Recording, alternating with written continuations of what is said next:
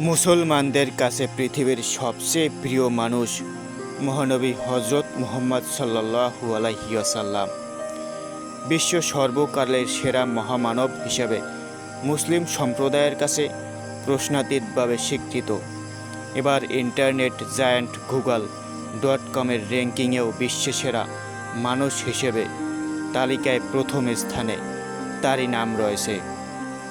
গুগলে best human in the world, who is the best man in the world ইত্যাদি লিখে search করলে প্রথমেই চলে আসে হজরত মুহাম্মদ সাল্লাল্লাহু আলাইহি ওয়াসাল্লামের নাম।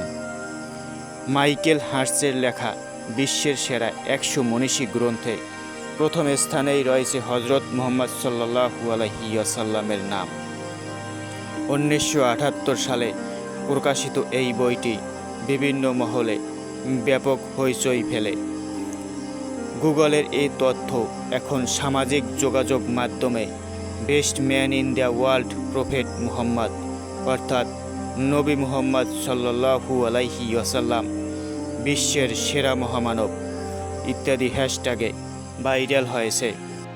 হজরত মুহাম্মদ সাল্লাল্লাহু আলাইহি ওয়াসাল্লাম ছিলেন সর্বশেষ নবী।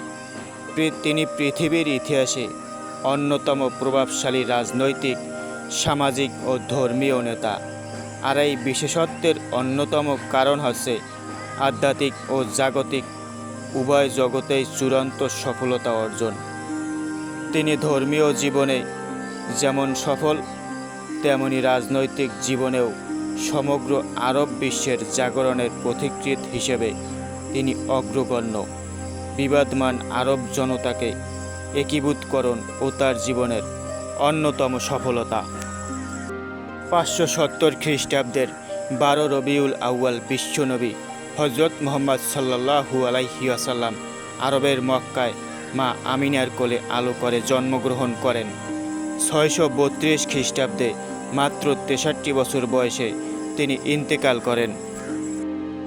একটা সময় আরব জাহান ছিল ঘোর অন্ধকারে নিমজ্জিত। তারা আল্লাহকে ভুলে গিয়ে নানা অপকর্মে লিপ্ত হয়ে পড়ে। সর্বত্র দেখা দিয়েছিল অরাজকতা ও বিশৃঙ্খলা, মারামারি আর হানাহানিতে লিপ্ত ছিল মানুষ। মূর্তি পূজা করত।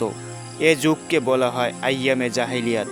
এ থেকে মানুষকে মুক্তি দিতে, তাদের আলোর পথ দেখাতে আল্লাহ তাআলা মুহাম্মদ সাল্লাল্লাহু আলাইহি ওয়াসাল্লামকে এ পৃথিবীতে পাঠান।